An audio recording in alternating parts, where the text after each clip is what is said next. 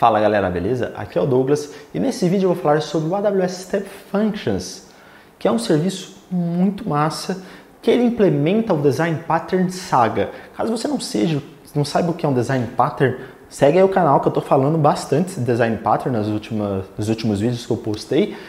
E se você não sabe o que é o Saga Design Pattern, o Choreography Design Pattern, não deixa de ver aqui no canal, que é muito importante você entender ele para de fato entender o que o Step Functions faz. Porque basicamente o que o Step Functions faz é a implementação de um Saga, mas claro, com um monte de funcionalidade muito massa que te ajuda a implementação e para o seu caso de uso.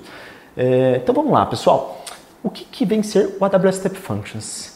Ele é um orquestrador de mensagens para fazer uma comunicação entre diversos microserviços. Então, num ambiente de sistemas distribuídos, você se preocupar em ter que um serviço A falar com o B, falar com o C, ou o C falar com o outro, é muito difícil. Esse fluxo, quando você tenta implementar isso a nível de código, que é o caso do coreografia, que não é o caso daqui, fica muito mais complexo. Você tem que se preocupar com coloca uma condição para falar com o B.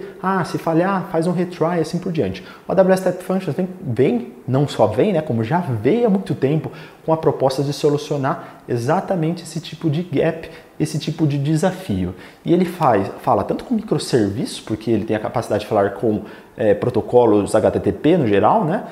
Como inclusive para ambientes serverless, né? Que servers também falaria com HTTP. Bom, mas você entendeu? Você poderia ter uma EC2, ele gerenciaria dentro de uma EC2, fora de uma EC2, enfim, ele faz diversas coisas.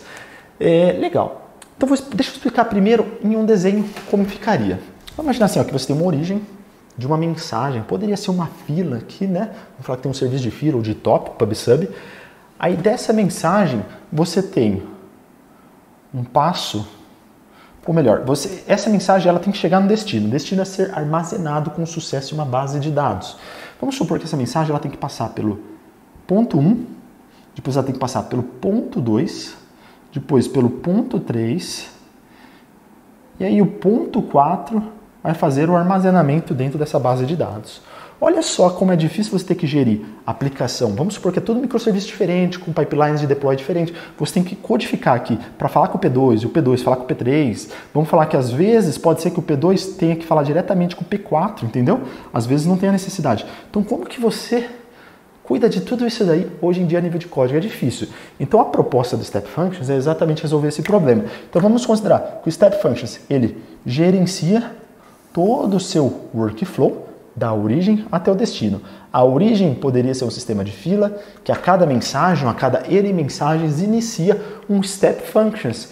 Não precisa ser um sistema de fila, pode ser muitas coisas, inclusive API Gateway aqui na ponta, tá? Você pode procurar isso daí, as origens que trigam ele, tem bastante origens. Aí o Step Functions, ele tem de forma visual todo o fluxo onde uma mensagem tem que percorrer. Isso daí se chama um studio, ele tem um Visual Studio lá, onde você gerencia, arrasta, drag and drop, coloca ali, um fala com o outro, enfim. E nada mais que ele faz, ele tem um fluxo lá, bem configurado, onde ele diz, primeira coisa, vai para o serviço 1 e joga esse payload. Aí ele recebe o payload tratado. Aí ele pega esse payload tratado e joga para o P2. Aí ele recebe de volta. Aí ele joga para o P3. Ou ele entende que não precisa passar pelo P3 e ele joga para o P4.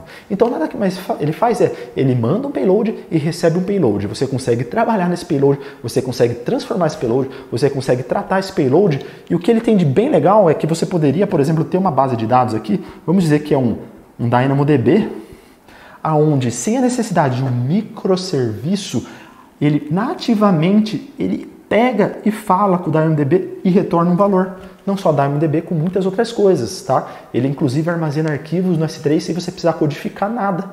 Então ele é muito, muito bom mesmo, pessoal. Isso daí, inclusive, diminui a latência da resposta ao seu serviço. Porque imagina, você ter que subir um ambiente ou subir um lambda que seja, apesar de ser poucos milissegundos, ainda aumenta o tempo do processamento da sua mensagem. Então o Step Function ele gerencia tudo isso daí. Inclusive, deixa eu ver se eu não vou pular alguma coisa. Então, eu falei orquestração de fluxo, né? Ele faz toda a orquestração, ele simplifica porque fica muito menos complexo. Ele também exige menos código, porque você não precisa tratar um passo de cada vez. Ele faz um error handling muito massa, com as melhores práticas de resiliência. Por quê? Vamos dizer que o P1 estava sobrecarregado e ele não conseguiu responder. Nativamente ele pode ter um serviço, você configura com 3, 4 botõezinhos lá, um retry. E esse retry, ele inclusive tem estratégias de back-off, né? Eu não lembro se tem jitter, eu acho que tem também. Enfim, mas ele cuida do retry para você N vezes, antes de fato ele falhar. Então, inclusive, isso você não precisa tratar a nível de código, a nível de mesh, né? A nível de um Envoy da vida, que se usa bastante, ou até bom, enfim, tem várias opções aí no mercado. Legal. E ainda mais, o que eu gosto bastante é que ele serve como documentação. Porque dentro desse fluxo, se você olhar no estúdio do AWS Step Functions, você vê o fluxo exato daquilo. Vamos imaginar que é um fluxo de venda. Você vê do começo ao fim. Vamos falar que é um fluxo de geração de relatório, que não faria muito sentido, mas vamos lá. Você vê todo o passo. Vamos falar que é um fluxo de alguma outra coisa. Enfim, está tudo lá bem documentado, passo a passo. Inclusive um pedido. Não sei se o iFood usa isso ou não, mas imagina, no processo de uma empresa de delivery, você ter o passo a passo, desde a produção do pedido, né? O pagamento, o encaminhamento para a loja, a criação, né? A criação do produto para você, o encaminhamento, aí o boy vai lá para sua casa, entrega o seu delivery, aperta o botãozinho no aplicativo, tudo isso daí pode ser um step. Inclusive, Step Functions, ele tem a capacidade de ser long time running, que são processamentos que levam vários dias. Então você poderia ter um tempo muito grande onde necessita uma ação manual. Que ação manual é essa daí? Bom, pessoal, pode ser no seu próprio aplicativo. Ele gera um código ali por trás dos planos, onde ele fica esperando uma resposta. Quando o cara aperta o botãozinho, vamos supor que tem esse código ali por trás do payload, que ele atualiza o Step Functions e ele dá sequência nos próximos passos. Então você conseguiria até ter passos manuais, aprovações manuais durante esse fluxo. E ele suporta paralelização. Vamos supor que aqui no destino P4, ele está armazenando dentro de um destino, uma base de dados, né? Database. O que você poderia fazer de forma paralela? Você poderia, paralelamente, iniciar dois fluxos. Quem iniciaria para você? O Step Functions. Então você poderia ter tanto destino, porque assim, nunca é o P4, na verdade, que chama, né? Deixa eu fazer um ajuste aqui, porque isso daqui é coreografia.